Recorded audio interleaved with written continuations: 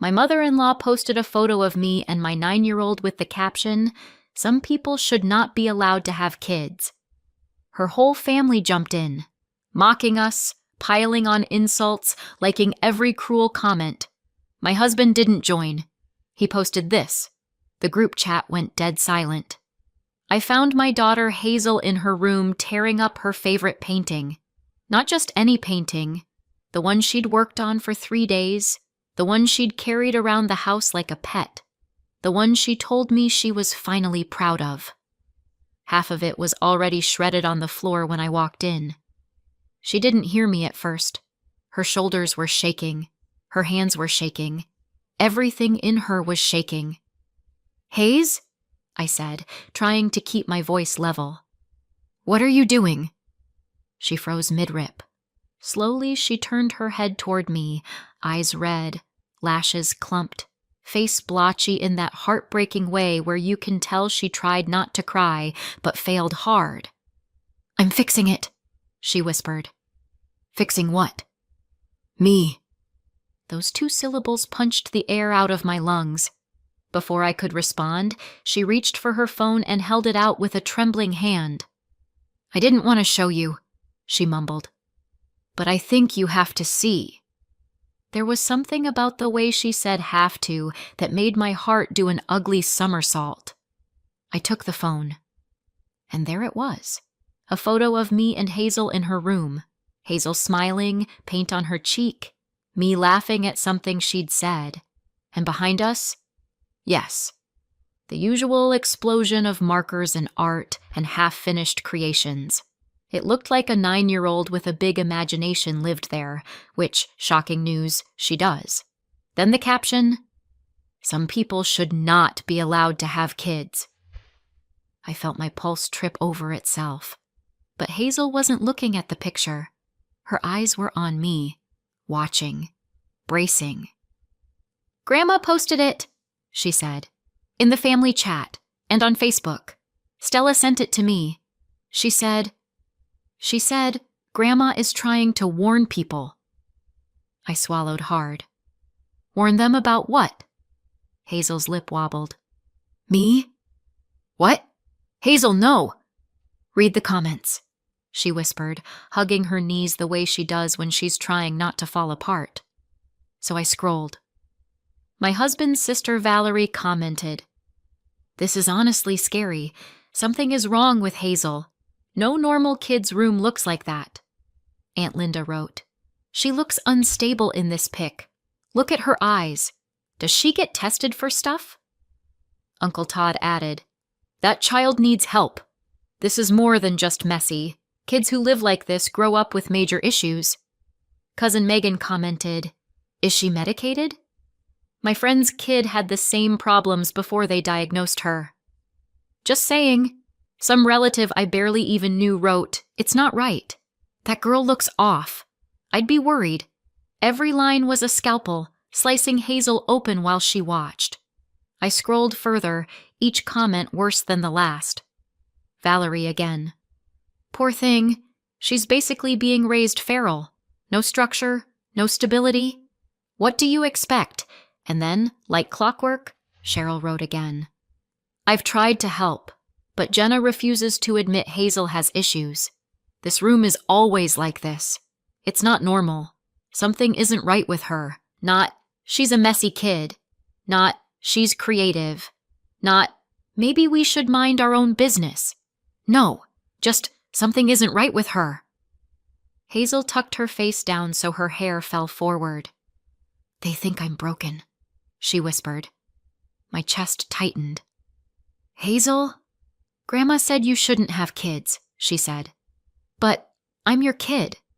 So, she wishes you didn't have me." She didn't say it dramatically. She said it like a math equation, like she'd solved something. I sat beside her. "Hazel, look at me." She didn't. So I gently moved the hair from her face. Her eyes were full of tears, but still searching mine for the one answer that could stop everything from crashing. "There is nothing wrong with you," I said. "Not one thing." She dropped her gaze. Then why does everyone say there is? Because they're cruel. Because adults sometimes forget kids can read. Because your grandmother cares more about being right than being kind. Because this family treats different like a diagnosis. Because they're wrong, I said, steady as I could. All of them. Especially Grandma. Hazel nodded once, but she didn't believe me yet. I could feel it. She sniffed and reached for another painting, her sunset one, and I caught her wrist. "Why are you throwing out your art?" I asked. Her voice cracked. "If I stop making messes, maybe they'll stop hating me." I swear I saw red behind my eyelids. Before I could respond, her phone buzzed in my hand. A new notification from the family group chat. Of course, because what 9-year-old doesn't need another blow before bedtime? I clicked. More comments were rolling in, like everyone had suddenly remembered they had opinions they forgot to weaponize earlier. My father-in-law Gerald wrote, "Kids don't act like this unless something's off. And Jenna just enables it."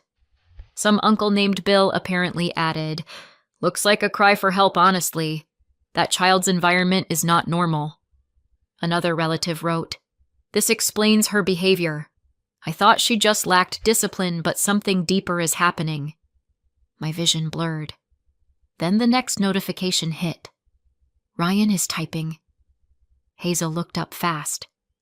"Dad?" I nodded slowly. Ryan hates confrontation. If he's typing something in the family thread, it's either a grocery list or the end of days.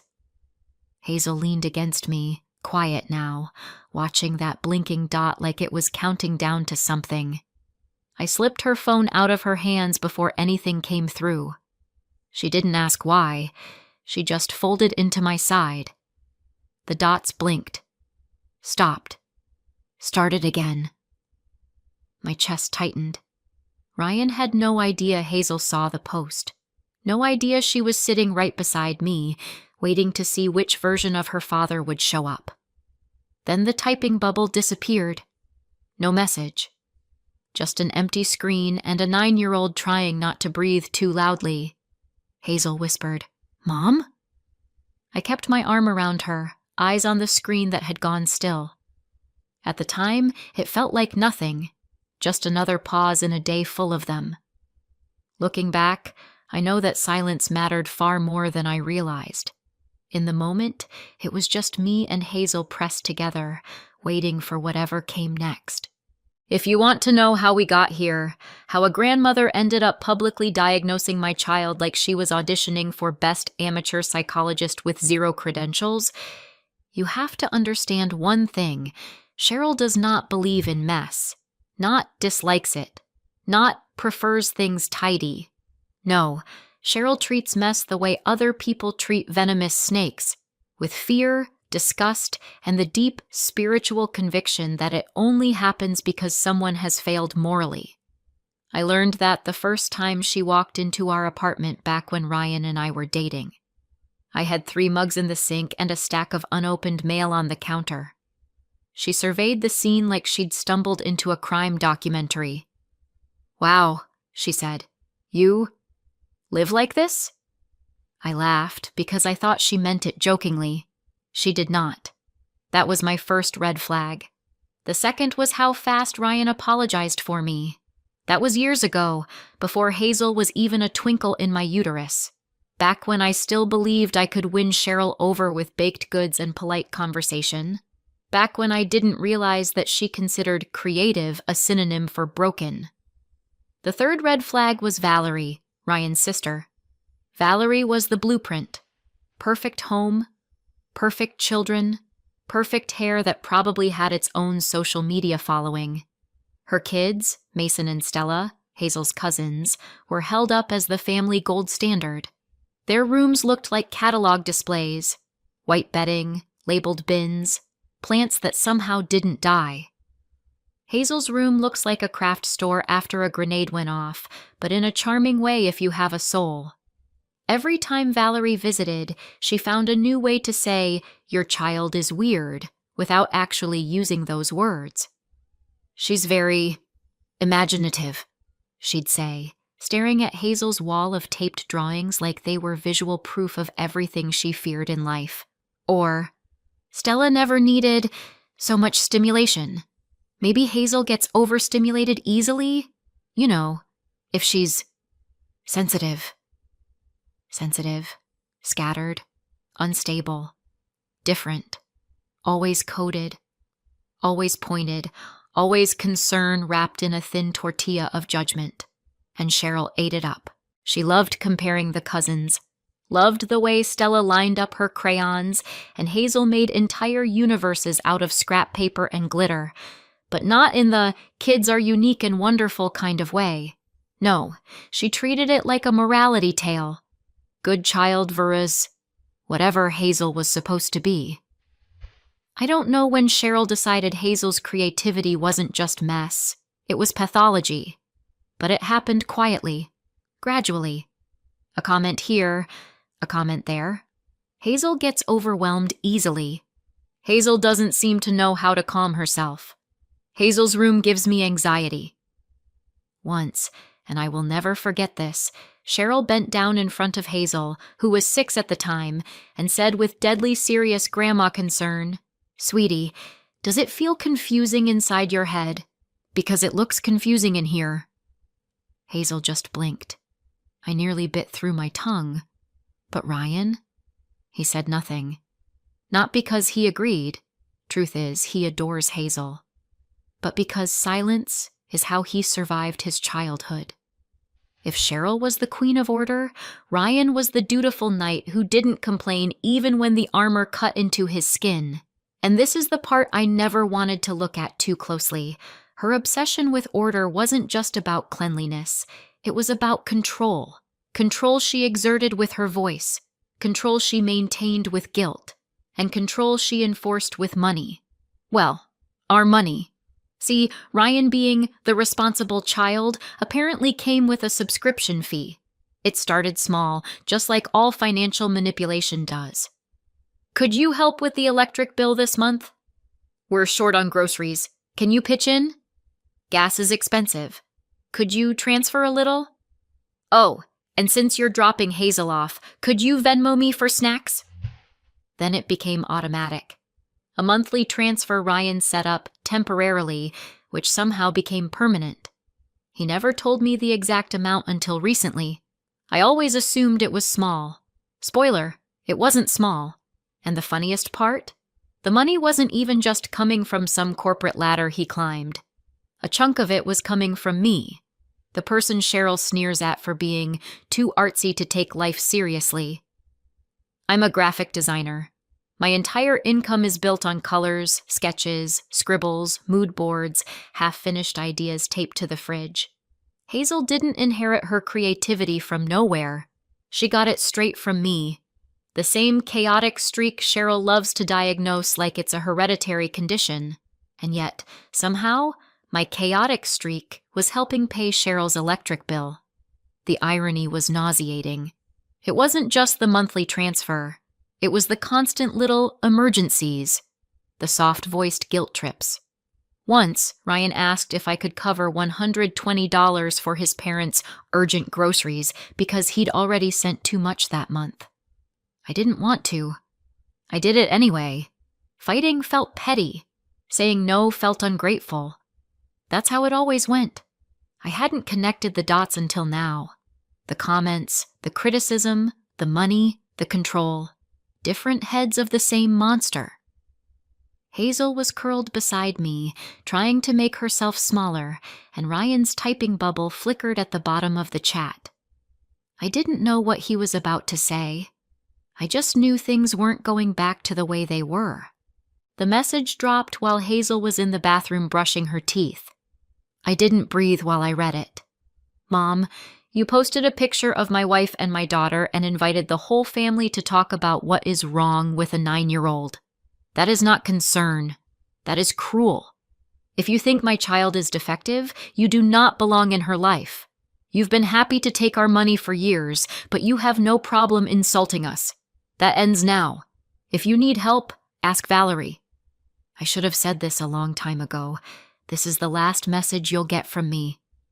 Ryan. No extra lines, no emojis, no love you but. Just that. I stared at it so hard my eyes hurt. For a second, nothing happened. Then under his message, Ryan left the group. If you've never watched a group chat lose its favorite toy, let me tell you, the silence is almost funny. If I hadn't been shaking, I might have laughed. Nobody reacted. Nobody hearted. Nobody wow-faced. It was like the whole family's Wi-Fi cut out at the same time. Then finally, Cousin Dan. Whoa! Aunt Linda. Did he just leave? Valerie. What is going on? I backed out of the chat before I could start doom-scrolling my in-laws' confusion. I didn't need to watch them pretend they had no idea how they'd gotten here. From down the hall, the bathroom door creaked open. Mom? Hazel called. Can I spit now, or will Grandma post that too? The joke was weak, but the fact that she made one at all felt like a small miracle. Spit away, I said, my voice way steadier than I felt. She padded into the bedroom a minute later, hair damp, pajamas on, face clean but still puffy from crying. Did he send it? She asked, climbing onto the bed beside me. Yeah, I said. He sent it. What did Dad say? I thought about showing her the whole thing, letting her see every word. Then I imagined her reading defective again and decided I like my child's nervous system intact. He told them what they did was wrong, I said. He told them they don't get to talk about you like that, and he told them this was the last time. Hazel twisted a loose thread on the duvet. Are they mad? Probably, I said. My phone buzzed. Ryan's name lit up the screen. I stepped into the hallway to answer.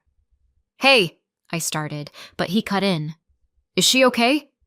His voice wasn't angry or shaky, just urgent. She saw it, I said. She saw everything. A beat of silence. Not long, but heavy. Okay, he said finally. I'm almost home. That was it. No rambling, no panic. Just a decision landing. He hung up. Hazel was sitting cross-legged on the bed when he walked in a few minutes later, holding herself still the way kids do when they're scared of tipping anything over. He went straight to her. You didn't do anything wrong, he told her, kneeling so they were eye level. Not one thing. What they wrote was wrong. Not you. She breathed out, like she'd been holding it all evening. Okay, she whispered. Can I sleep in your room tonight? Yeah, go pick a pillow, I said. We're doing a family sleepover tonight. That got the smallest smile. She slid off the bed and padded down the hall. The door clicked shut behind her. Ryan didn't pause. He walked straight to the dining table, opened his laptop, and started clicking like he was defusing a bomb, only he knew how to handle. I didn't ask what he was doing. I didn't have to. His shoulders told me everything. Tight, precise, done. A few minutes later, he closed the laptop with a quiet thud. Then my phone rang. Cheryl. I looked at him. He gave a single nod. I put it on speaker. What is this? She snapped immediately. You leave the chat? You embarrass us in front of the whole family? What kind of tantrum is this? Ryan didn't flinch. It wasn't a tantrum. You're being ridiculous, she said. You don't mean that message. You're under stress. Jenna is filling your head with... Stop, he said. Calm. Flat. The kind of voice that ends conversations, not starts them. You owe us, Gerald barked in the background. We raised you. We supported you. You don't get to just walk away. I already did, Ryan said. Cheryl let out a scoff, sharp enough to cut drywall. Fine. Be dramatic. You're still covering the insurance next week, and your father's card is due. And the... No, Ryan said. A long, stunned pause. What do you mean, no? Gerald demanded. I'm not paying for anything anymore. Another silence. This one sharper, confused. I could almost hear Cheryl trying to do the math. You will, she said finally, brittle. Once you calm down, once you realize how ungrateful you're being. Ryan didn't give her the satisfaction of a sigh. I'm not paying for anything ever again. You can't just cut us off, she snapped. You think you can, but you can't. You need to come to your senses. Ryan looked at me, then at the phone. This is me in my senses. You're throwing away your family, she hissed. You made that decision when you posted that picture, he said. Not me. Cheryl went quiet for the first time all night. Then, we'll speak again when you're being reasonable. No, Ryan said. You won't. He ended the call. Just ended it. No dramatic flourish. No trembling hand. Just a thumb and a finality that felt heavier than anything he'd ever said out loud. He set the phone down and exhaled once. Steady, not shaky. From down the hall, Hazel called, Dad, which pillow do you want? Ryan's eyes softened. Whichever one you pick, he called back. He turned to me. His voice was low, certain, a man who had finally cut the right wire. This isn't over, he said. Not after what they did.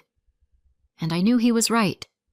If you've ever watched someone lose control of a narrative they were so sure they owned, you'll know the exact sound Cheryl made 2 days later.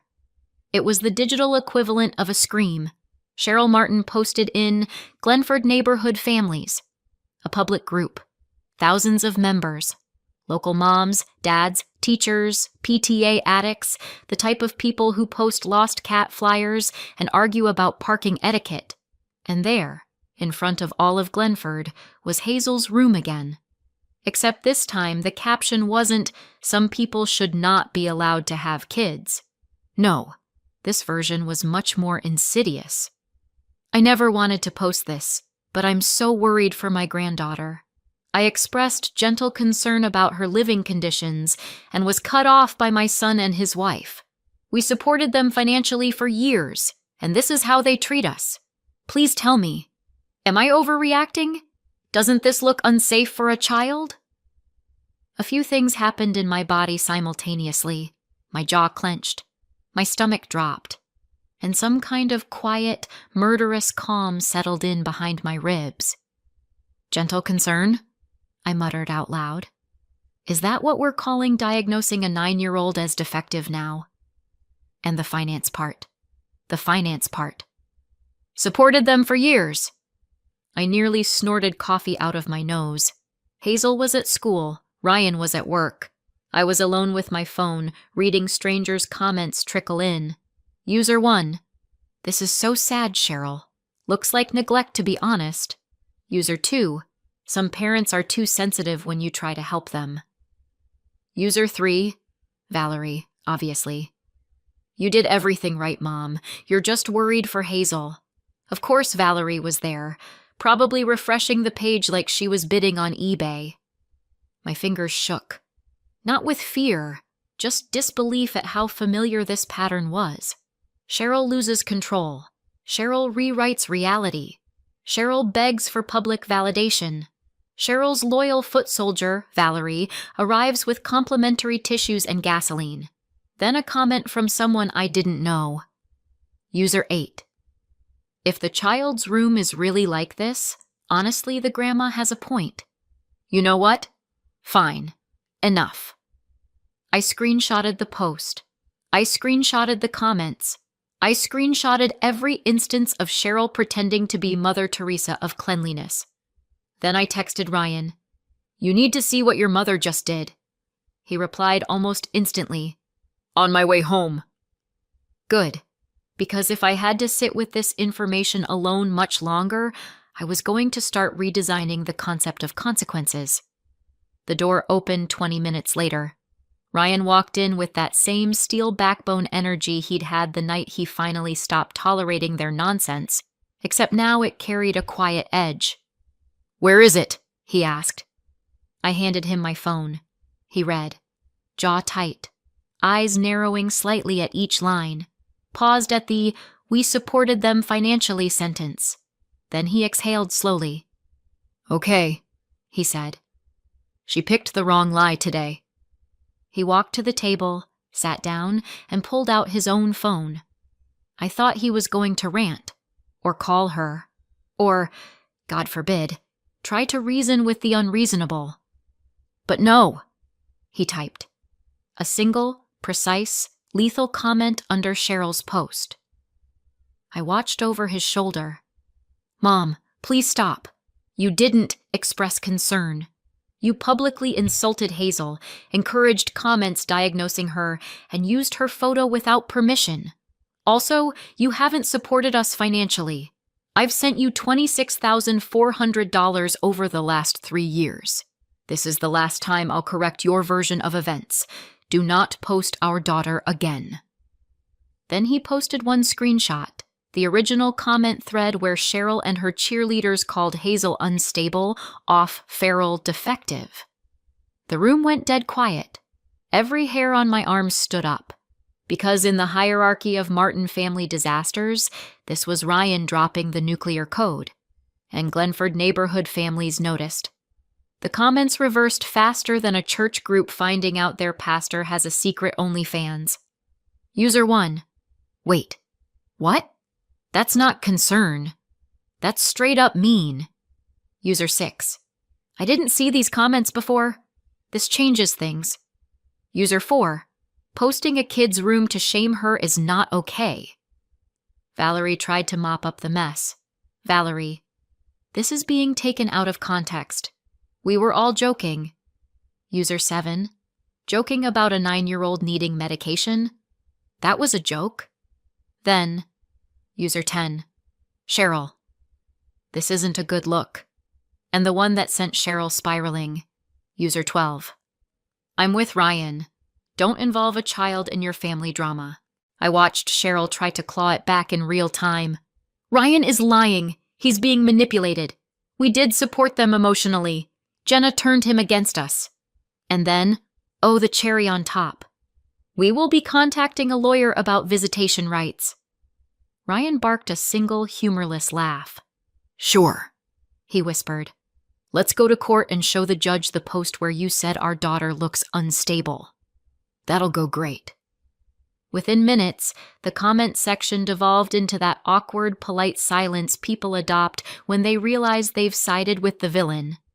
Cheryl stopped replying. The post faded under newer ones about lost dogs and bake sales. But the damage to her reputation? Permanent. At least, that's what I thought.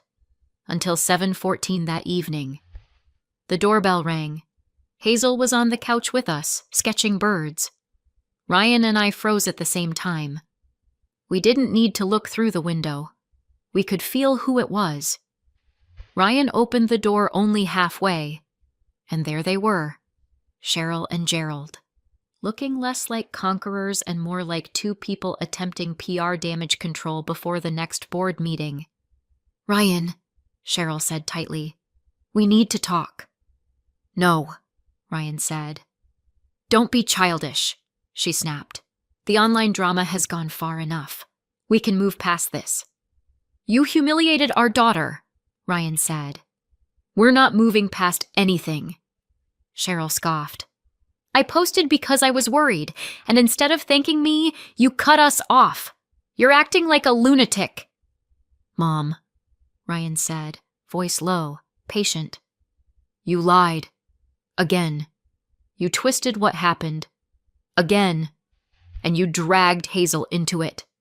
Again. Gerald stepped forward. You owe us a conversation. You owe us respect.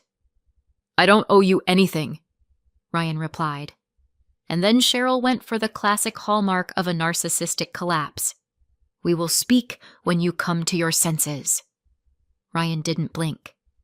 There won't be a next time. Behind me, Hazel peeked around the couch corner, watching her father set fire to generations of conditioning with his bare hands. Ryan, Cheryl tried again, voice cracking just slightly. "You're choosing her over us?" He answered instantly. "Yes, and I should have done it a long time ago." He shut the door. No slamming, no theatrics. Just a quiet end to a decades-long performance. And somewhere behind that closed door, I swear I could feel something enormous shifting. Not in Cheryl, not in Gerald, in us, in our home, in Hazel's world. For the first time, the air felt breathable. And for the first time, I knew the next chapter wasn't going to be about them at all. It was going to be about us. 6 months later, the silence is still holding. Cheryl and Gerald never contacted us again, not directly. Valerie tried once. She called to inform us, in her most wounded princess voice, that Mom and Dad expect you to resume helping them financially. Ryan just said, "That's your problem now," and hung up. She didn't try again. We only hear updates through the Glenford grapevine, which, unfortunately for Cheryl, has a long memory. Her concerned grandma post backfired hard. People still whisper. They avoid her at PTA meetings. Someone told me she tried to volunteer at a school fair and ended up working a booth alone because no one would share a table with her. And then the kicker. They had to sell their house. Downsized to something smaller, cheaper, and much farther away. Actions, consequences, etc. Meanwhile, our life? Better than I ever imagined. All the money Ryan used to funnel into that black hole stays with us now. We took Hazel on her first real vacation. We even visit my parents more.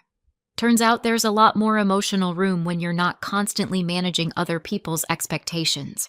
Hazel's drawing almost every day. She told me she might want to be an artist when she grows up. I told her she already is. So, what do you think? Did we go too far or not far enough? Let me know in the comments and subscribe for more.